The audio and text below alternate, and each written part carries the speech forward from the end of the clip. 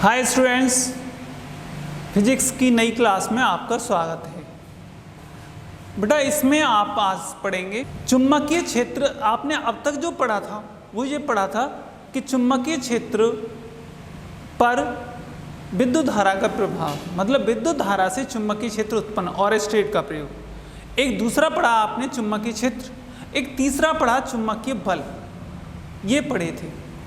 तो तुमने ऑरेस्टेड का प्रयोग में क्या पढ़ा था पता है आपको ऑरेस्टेड के प्रयोग में पढ़ा था कि जब चालक तार में धारा साउथ से नॉर्थ की ओर प्रवाहित होती है तो चुंबकीय सुई का एन सिरा पश्चिम की ओर विस्थापित हो जाता है, और ऐसे ही विपरीत हो जाए तो पूर्व की ओर विस्थापित हो जाता है। इसके लिए यानी चुंबकीय क्षेत्र की दिशा को ज्ञात करने के लिए, चुंबकीय क्षेत्र की दिशा को ज्ञात करने के लिए कुछ नियम थे, कुछ नियम दिए गए। चुंबकीय क्षेत्र की दिशा को ज्ञात करने के लिए क्या दिए गए बेटा? कुछ नियम। उन नियमों को मैं आपको समझाने का प्रयास कर रहा हूं, आप देखिएगा। दक्षिण हस्त का नियम, चुंबकीय दिशा ज्ञात करने की, चुंबकीय क्षेत्र की दिशा ज्ञात करने के नियम। बिल्कुल सिंपल सा चुंबकीय क्षेत्र की दिशा ज्ञात करने की क्या है बेटा? नियम है। उन नियमों को आप देखिएगा। देखो क्या है। पहला नियम ये था, मतलब दक्षिण हस्त नियम है, दाएं हाथ का नियम। फ्लेमिंग के नहीं, दाएं हाथ का नियम है केवल। आपकी ये उंगली है, उंगली, ये अंगूठा है ना, चुंबकीय अंगूठा है ना, यहाँ पे धारा की दिशा प्रदर्शित करता है, धारा आई। तो उंगलियां है ना चुंबकीय क्षेत्र की दिशा को प्रदर्शित करेंगी। उंगलियां किसकी दिशा को प्रदर्शित कर रही हैं बताओ? चुंबकीय क्षेत्र दिशा को। और अंगूठा किसको प्रदर्शित कर रहा है? अंगूठा धारा की दिशा को प्रदर्शित करता है, अंगूठा धारा की दिशा को और उंगलियां चुंबकीय क्षेत्र की दिशा को। हम अपने दाएं हाथ, इस नियम के अनुसार हम अपने दाएं हाथ को इस प्रकार फैलाएं, इस प्रकार फैलाएं कि अंगूठा ऊर्ध्वाधर रहे और उंगलियां मुड़ी हों। ऐसे लिखना है जो मैं बोल रहा हूं। दाएं हाथ को इस प्रकार फैलाया जाए कि अंगूठा ऊर्ध्वाधर रहे और उंगलियां मुड़ी हों। ऐसे वो ठेंगा दिखाते हैं ना, वो वाला। अंगूठा ऊर्ध्वाधर रहे और उंगलियां मुड़ी हों।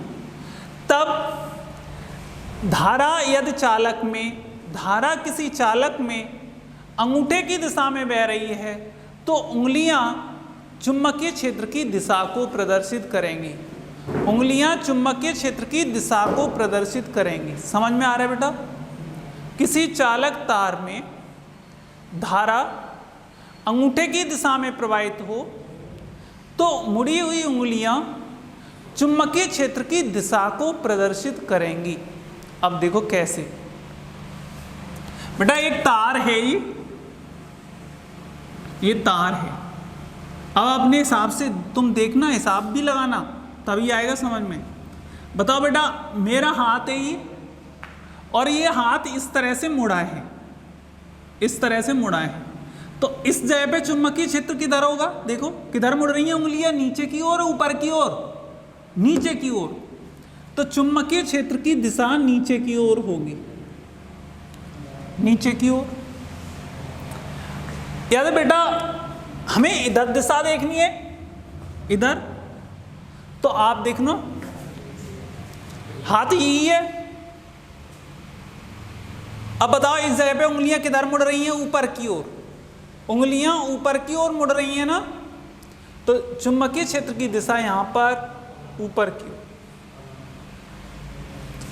यदि मैं यहां पे इधर साइड में बात करूं, यहां पर, तो देखना अब चुंबकीय क्षेत्र की दिशा मेरी ओर है, और नीचे चुंबकीय क्षेत्र की दिशा इधर की ओर है। जहां पर आप चुंबकीय क्षेत्र निकालना चाहते हैं, जहां पर आप चुंबकीय क्षेत्र निकालना चाहते हैं, उस ओर उंगलियों की स्थिति देख लो कि किधर मुड़ रही हैं, तो आपको चुंबकीय क्षेत्र की दिशा मालूम पड़ जाएगी।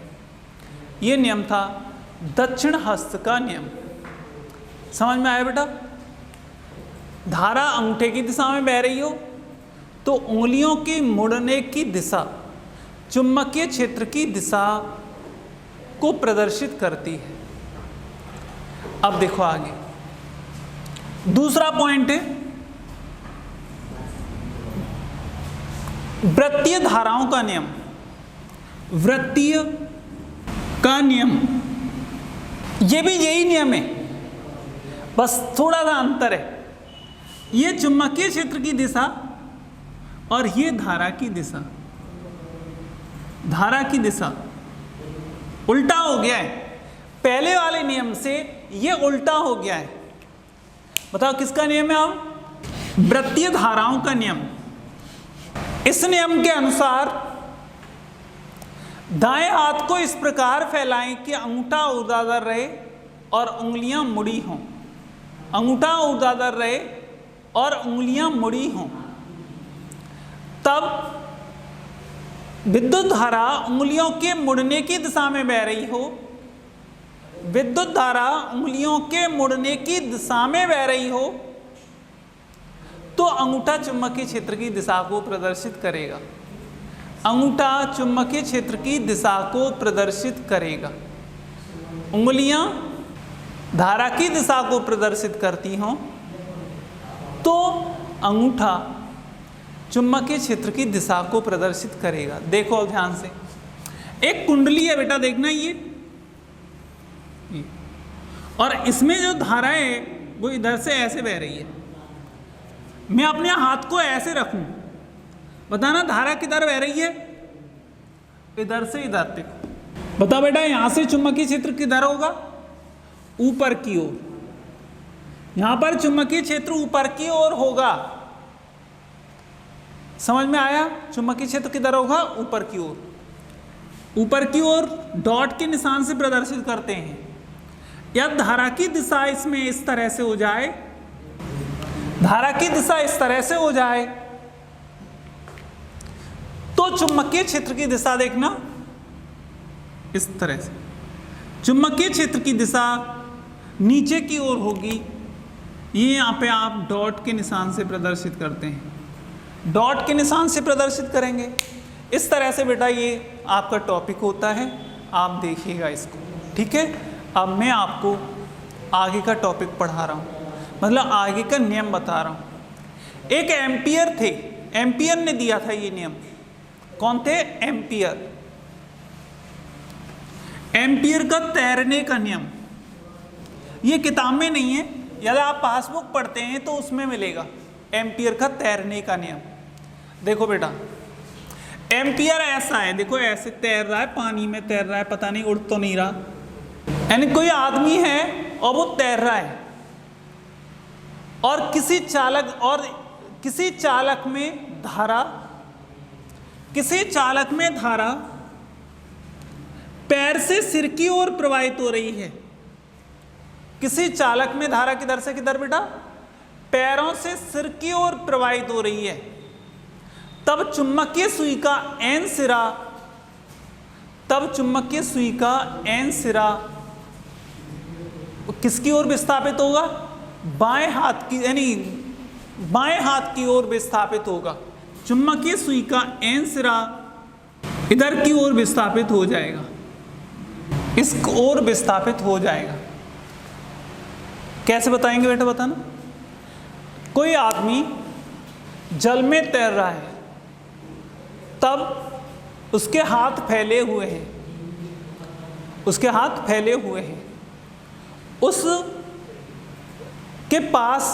उसके पास किसी चालक में धारा पैर से सिर की ओर प्रवाहित हो रही है। किसी चालक में धारा पैर से सिर की ओर प्रवाहित हो रही है तो चुंबकीय सुई का एन सिरा बाएं हाथ की ओर विस्थापित होगा। किसकी ओर विस्थापित होगा बेटा? बाएं हाथ की ओर। यदि धारा कैसे बह रही हो बताना? सिर से पैरों की ओर प्रवाहित हो रही हो तो चुंबकीय सुई का एन सिरा दाएं हाथ की ओर विस्थापित होगा। एन सिरा दाएं हाथ की ओर और एन सिरा बाएं हाथ की ओर। दोबारा सुनो, किसी चालक में धारा पैर से सिर की ओर प्रवाहित हो रही हो तो चुंबकीय सुई का n सिरा बाएं हाथ की ओर विक्षेपित होगा और धारा किधर से सिर से पैर की ओर बह रही हो तो चुंबकीय सुई का n सिरा दाएं हाथ की ओर विस्थापित होगा। इस तरह से ये एम्पियर का एक स्नो का नियम भी है। इसमें स्नो नियम है, स्नो नियम है ना, एम्पियर का ही नियम है। स्नो नियम एम्पियर के नियम का दूसरा रूप है। देखो क्या है, ये एक चालक तार है और इसमें धारा प्रवाहित हो रही है। इसके ऊपर एक चुंबकीय सुई है, तो इसका n सिरा, देखो बेटा स्नो का नियम क्या है, SNOW। S से मतलब साउथ, N से मतलब नॉर्थ, O से मतलब ओवर और W से मतलब बेस्ट। आगे मेरे हिसाब से समझ में आ गया। जब किसी चालक में धारा साउथ से नॉर्थ की ओर प्रवाहित हो रही है, साउथ से नॉर्थ की ओर, देखो इसमें भी तार साउथ से नॉर्थ की ओर प्रवाहित हो रही हो और चुंबकीय सुई तार के ऊपर रखी है, ओवर मीन्स ऊपर, चुंबकीय सुई तार के ऊपर रखी है, तो चुंबकीय सुई का n सिरा पश्चिम, W मीन्स वेस्ट, पश्चिम की ओर विस्थापित होगा। चुंबकीय सुई का n सिरा पश्चिम की ओर विस्थापित होगा। दोबारा सुनो, किसी चालक में धारा साउथ से नॉर्थ की ओर प्रवाहित हो रही है, तो चुंबकीय सुई का n सिरा, चुंबकीय सुई कहाँ पे रखी हो, एक और चीज रह गया ना, चुंबकीय सुई तार के ऊपर है, तो उसका n सिरा किसकी ओर विस्थापित होगा, पश्चिम की ओर विस्थापित होगा। जे यदि चुंबकीय सुई नीचे रखी हो, मतलब तार ऊपर होता, तब भी यही घटना होती, तार ऊपर होता, चुंबकीय सुई नीचे होती। ओवर मीन्स ऊपर की बात करना आप, ओ से मतलब ओवर, ठीक है बेटा, ओवर मीन्स ऊपर। स्नो का नियम है, इसके अनुसार किसी चालक में धारा साउथ से नॉर्थ की ओर प्रवाहित हो रही हो और चुंबकीय सुई तार के ऊपर रखी हो, तो उसका n सिरा पश्चिम की ओर विस्थापित होगा, तो उसका n सिरा पश्चिम की ओर विस्थापित होगा। यह है स्नो का नियम। बेटा मेरे हिसाब से आपकी समझ में आया होगा। अब देखिए आगे, एक बायो सावर्ट थे। बायो सावर्ट का नियम, किसका नियम बेटा बताओ, बायो सावर्ट का नियम। ध्यान देना, अब इस नियम के अनुसार, मतलब ये बायो सावर्ट का नियम क्या था आप समझो दोबारा से, कोई नियम नहीं है, ये एक डेरिवेशन है। बायो सावर्ट का सिद्धांत कह दें, बायो सावर्ट का नियम कह दें, ठीक है। क्या था, चुंबकीय क्षेत्र ज्ञात करने का एक विधि है, एक मेथड है। एक चालक तार है, देखो एक चालक तार है, ये XY चालक तार है और इसमें I धारा प्रवाहित हो रही है, तो इसके चारों ओर चुंबकीय क्षेत्र उत्पन्न हो जाएगा। इसके चारों ओर बेटा क्या उत्पन्न हो जाएगा, चुंबकीय क्षेत्र उत्पन्न हो जाएगा। जो चुंबकीय क्षेत्र को ज्ञात करने के लिए, चुंबकीय क्षेत्र को ज्ञात करने के लिए इस पर एक अल्पांश लेते हैं, इस पर एक अल्पांश ले लिया जिसकी लंबाई dl है। ये इंपॉर्टेंट है, ध्यान रखना, dl लंबाई का एक अल्पांश लेते हैं और इस अल्पांश से किसी कोण पर एक बिंदु P है, किसी कोण पर एक बिंदु क्या बेटा यहाँ पे P है, जिस पर चुंबकीय क्षेत्र की दिशा ज्ञात, चुंबकीय क्षेत्र किसी कोण पर चुंबकीय क्षेत्र B ज्ञात करना है। क्या याद करना है बेटा, चुंबकीय क्षेत्र B। आप पहले इस कैसे बताएंगे, जो तो सिद्धांत है ना, सिद्धांत या नियम, किसी चालक में प्रवाहित धारा किसी चालक में प्रवाहित धारा के आधार पर चुंबकीय क्षेत्र को ज्ञात करने के लिए एक नियम दिया। बायो-सावर्ट ने किसी चालक तार में प्रवाहित धारा के कारण चुंबकीय क्षेत्र को ज्ञात करने का एक नियम दिया। चुंबकीय क्षेत्र को ज्ञात करने का एक नियम दिया। इस नियम के अभी नियम नहीं है, माना कि x बाई एक चालक तार है, इसमें I धारा प्रवाहित हो रही है, I धारा प्रवाहित हो रही है। इस पर एक अल्पांश है, इस पर एक अल्पांश है AB है, जिसकी लंबाई dl है, जिसकी लंबाई dl है। इससे थीटा कोण पर r दूरी पर, इससे थीटा कोण पर यानी अल्पांश से थीटा कोण पर r दूरी पर एक बिंदु P है, जिस पर चुंबकीय क्षेत्र ज्ञात करना है। इसके अनुसार चुंबकीय क्षेत्र B, अब नियम आ रहा है, ध्यान रखो। P बिंदु पर चुंबकीय क्षेत्र B, P बिंदु पर चुंबकीय क्षेत्र B अल्पांश में प्रवाहित धारा, अल्पांश में प्रवाहित धारा के समानुपाती होता है।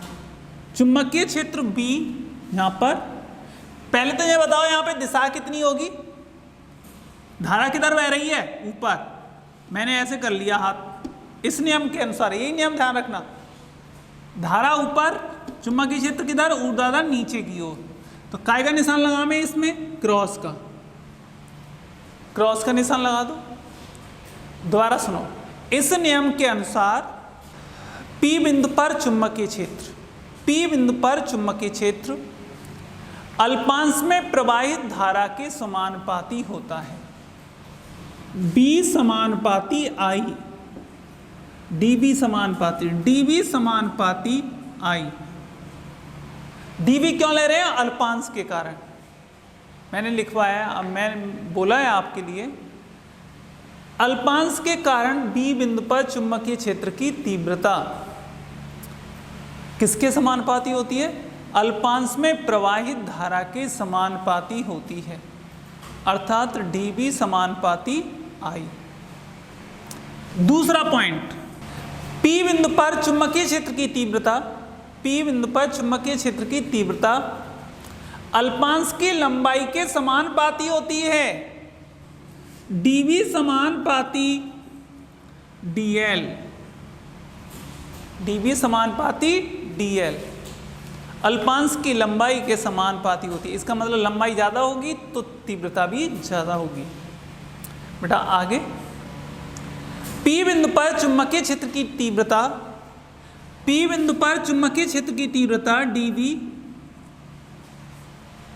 अल्पांश और अल्पांश से P को मिलाने वाली रेखा, अल्पांश और अल्पांश से P को मिलाने वाली रेखा के बीच बने कोण की ज्या के समानुपाती होती है, dB समानुपाती sin थीटा।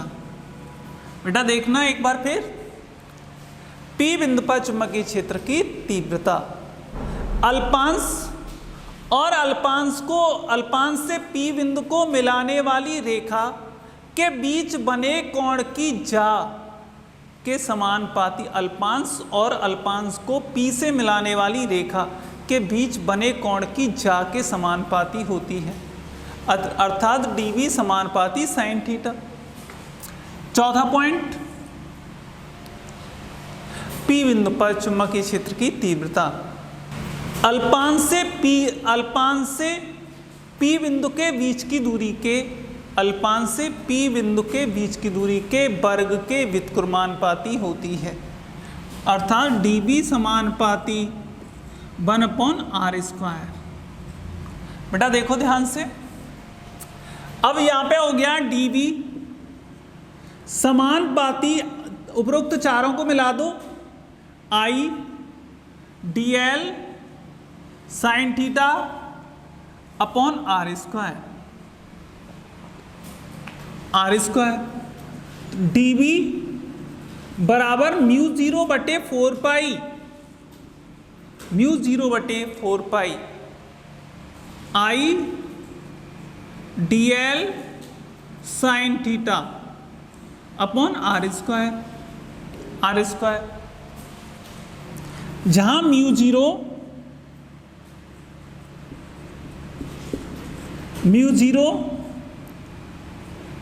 चुंबकीयशीलता है, चुंबकीयशीलता या पारगम्यता, पारगम्यता इसे परमीबिलिटी कहते हैं, परमीबिलिटी ये चुंबकीयशीलता है, पारगम्यता। अब देखना ये आपका नियम आ गया, इसका मात्रक टेस्ला है, क्या बेटा टेस्ला। इसे कैसे लिख सकते हैं वेक्टर रूप में, dv वेक्टर बराबर म्यू 0 बटे 4 pi I D L sine theta N cap, यहाँ पे आर नीचे आर आ रहा है बेटा तो आर ही लिखना आप, तो आर कैप बटे आर स्क्वायर। अब देखना मैं इसको ऐसे लिख रहा हूँ कि dv बराबर, यहाँ लास्ट है इस वजह से, dv वेक्टर बराबर म्यू 0 बटे 4 पाई आई, धारा सदिश राशि नहीं है तो dl लंबाई सदिश राशि है, cross R cap upon R square. R vector भी लगा सकते हैं यहाँ पे, पर वेक्टर नहीं, ऐसे रहने दो। ये आपका फॉर्मूला था। इस तरह से आप इसे किस रूप में लिख सकते हैं, वेक्टर रूप में। बेटा एक तुलना करवानी है मुझे, आगे अगले वीडियो में बताऊं कि चुंबकीय क्षेत्र इम्पोर्टेंट है जी वाला, जो चुंबकीय क्षेत्र की तीव्रता और वहाँ पे कूलाम से विद्युत क्षेत्र की तीव्रता, यानी बायो सावर्ट के नियम की तुलना कूलाम के नियम से करना, बायो सावर्ट के नियम की तुलना कूलाम के नियम से करना। उसमें कुछ तो समानता बतानी होती है, कुछ भिन्नता बतानी होती है, 2-3 समानता और 2-3 भिन्नता बतानी है, वो अगली वीडियो में बताएंगे। तब तक आप पढ़ेंगे ऐसी उम्मीद करते हैं। थैंक यू बेटा।